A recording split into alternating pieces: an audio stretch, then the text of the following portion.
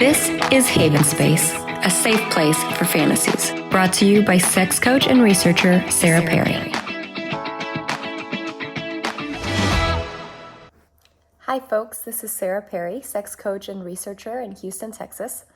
I am creating a short video to explain some things that some people have been asking me that I think could be really important to know kind of as a background to me and the work that I do, but also just in general for your life and how you carry your dynamics. And hopefully this can be helpful. So I was asked three things. They're pretty common things that I hear, but one of them is, how did I get into polyamory? How does that kind of reconcile with who I am and relationship coaching? Also, what jealousy becomes in polyamory. Jealousy doesn't go away, so like what happens to it? How do we transform it? What if it becomes kind of fetishized, sexualized? And the last one is how to know when jealousy becomes toxic or poly relationships become toxic. So I'm going to try to cover these things in about a 5 to 6 minute video and see if you can get to know me a little better. And if this works out, then maybe I'll do a couple more of these. Feel free to comment below, ask questions, and maybe we can keep this conversation going. So I got into polyamory because I was excited about the concept of having sex in public. When I was a teenager, I saw a video actually on a plane it was a documentary about a couple that would throw sex parties at their house. And in the video, they showed scenes of people having sex all in kind of similar vicinity to each other. But this was not a swapping party. It wasn't, it was a swinger party, but people were having sex in front of other people. And I really liked the idea of kind of live porn, especially when people weren't being coerced or paid or manipulated to be having sex. They were just turned on and this was something they wanted to do. I really liked that and I wanted to explore that. And my husband was a very considerate human being and looked up how we could make this happen. And he found out that there are clubs where you can do this, most commonly referred to as on-premise clubs. And from there, it kind of developed into like, was it a swinging relationship? Were we okay with swapping partners? And then more and more and more until it became more of a, are we okay with you having relationships with other people? Am I okay with having relationships with other people?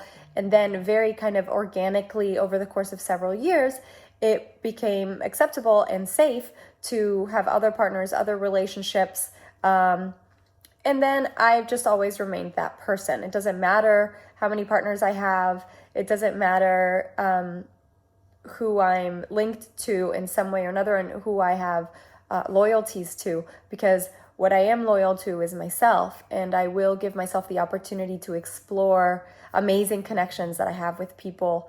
And I will set up guidelines and boundaries and communication pathways that make it better for me to explore these things while dealing with my own internalized shame, to create good bonds that are not easy to break, but are also not, what is the word? Like disposable, right? So that's one of my biggest takeaways, is that for me, polyamory means that you only break up with people when they no longer work for you. They no longer fit you.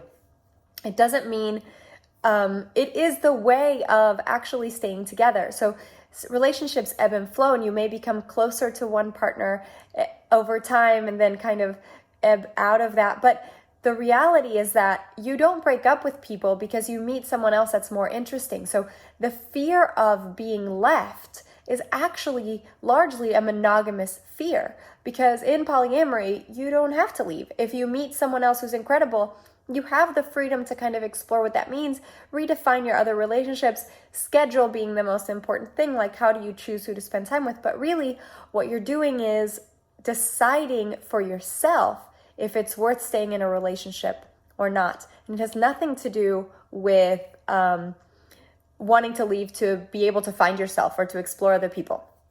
So there's an element there that is a lot safer in polyamory than it is in monogamy. So secondly was the jealousy thing. So jealousy doesn't go away, right? So how do we deal with jealousy? Well, one of the ways we deal with jealousy is defining what jealousy means. So I like to use internal family systems, kind of therapeutic concepts to understand that jealousy is a gatekeeping emotion. It is an emotion that is around to protect you from something else that's happening, and it has a role. And once you know its role, then you can identify what that brings about. For example, if I have a partner and I find out that they have met somebody and exchanged information, they have been texting back and forth, mind you, in the context that this has already been an agreed upon thing. It's different when this is a breach of consent and it's a breach of trust. But in the context of already being permitted to do that, if I have tinges of jealousy, it could mean, oh wow, what's coming up for me? I'm noticing that maybe I don't feel safe, or maybe I'm not getting other things that I want. A lot of times we think we're jealous of something, but we're not jealous. We actually just want it for ourselves. So jealousy is the fear that you're going to lose something, that someone's going to take something that you have. It's not envy, right? Envy is the fear, or not the fear, but the want for something that someone else has. And I realize that jealousy, as we define it, tends to actually be envy. And a lot of times, for example, if your partner has decided to go on a trip to Milan with the new partner, what you're actually feeling is not jealousy that they're going to leave you, is envy that you are not going on a trip to Milan, a lot of times with that same partner. And once you identify that that's what you want, then sometimes you can say, oh, I'm noticing that I actually really would love to take a romantic trip with you also. And it's kind of super freeing to reframe our own defense mechanisms into something that actually is beneficial for us in our relationships versus the idea that I act out and you automatically know how to respond to me acting out. Most of the time, us acting out really just means that we don't know what the hell's going on, so we are just gonna create this big emotional display so that we can be noticed. But learning to identify what it is that we require to kind of unlock that gatekeeping emotion could be really super beneficial, and in a way that isn't like so internalized that it almost becomes like vulnerable and difficult. It's actually not that difficult once you get started doing it and in that exercise. Also, jealousy could become fetishized. So the idea that you could lose somebody could actually become really sexy, and it could lead to some really fantastic sex. And there is a term, at least like in the swinger community, also referred to as the lifestyle, that is coming home sex. So if you had sex with a different partner and then you came home, you have like super hot, steamy sex with your main partner. And I think a lot of it has to do with jealousy coming up, and the feeling of like, oh, can you still fuck me the same? Do you still think I'm a good lay? Right? And we don't think of that. And those aren't things that we're like allowed to say, but it's true. You come home and you're like, okay, how was she? How were they? Did they have sex differently? Newsflash, they had sex totally differently. And it was probably fantastic sex and in a totally different way. And it's okay to really like orange juice and mimosas and really like chocolate ice cream, right? They're completely different things, and you could love them both so much. And recognizing that you can be a fantastic mimosa and you'll never be chocolate is not a bad thing. I'm a great mimosa, and a lot of people enjoy having mimosas. And sometimes I would like some chocolate too, right? So playing with jealousy and using those emotions that are actually stemming from the same part of your brain that arousal comes from, the part that is the fight or flight, brings up these gatekeeping emotions. It makes perfect sense that could be fetishized, sexualized, and translated into like hot, steamy sex. So don't be afraid to do that, but communicate it and be like, hey, I recognize this is like edgy and a little toxic, but society has told us that this is what we do, right? So feel free to use that. And the last thing is, how do you know when you're in a toxic poly relationship?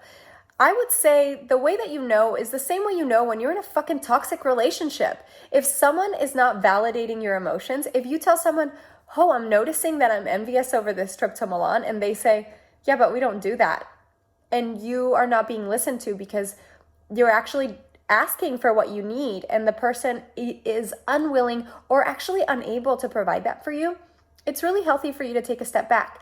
Now, remember, especially in polyamory, but in every relationship, you can reframe what relationships look like. So maybe you have a partner that goes to Milan with some partners and not you, and that doesn't make it a deal breaker for you. You're like, okay, well, I realize that I'd like to go to Milan with someone, right? So just because something is not working out the way you wanted to originally doesn't mean that you can't kind of reframe the way that looks. Another way that it could look is maybe you're not sexually compatible with a partner and you love spending time with them and you love making out and you love orgasming together, but you realize that you like a different kind of sex. And you can easily just kind of reframe what that looks like. Maybe hot steamy makeout sessions and like tandem masturbation. Maybe it actually looks like having an asexual relationship. I had a deeply romantic, beautiful, soul-lifting relationship for years with someone who was not interested in me sexually. And that's really not about me, right? So you have the right to decide if that's something that is worth it for you. And you have the right to decide that it's not at any point. So you will know when there is toxicity because you're not being listened to or you're being invalidated. A big red flag is anybody who tells you that you're crazy, anybody who tells you that you don't know what you're talking about or that you're impossible to please. You don't need to be in that, right? We're hard enough to deal with inside of ourselves to have people outside of us telling us our worst fears about ourselves.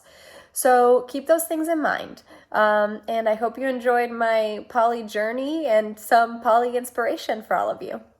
Also, if you want to support my work, I study fetishes mostly and kinks, and you can check me out on the podcast Haven Space or on patreon.com/Haven Space if you'd like to support my work.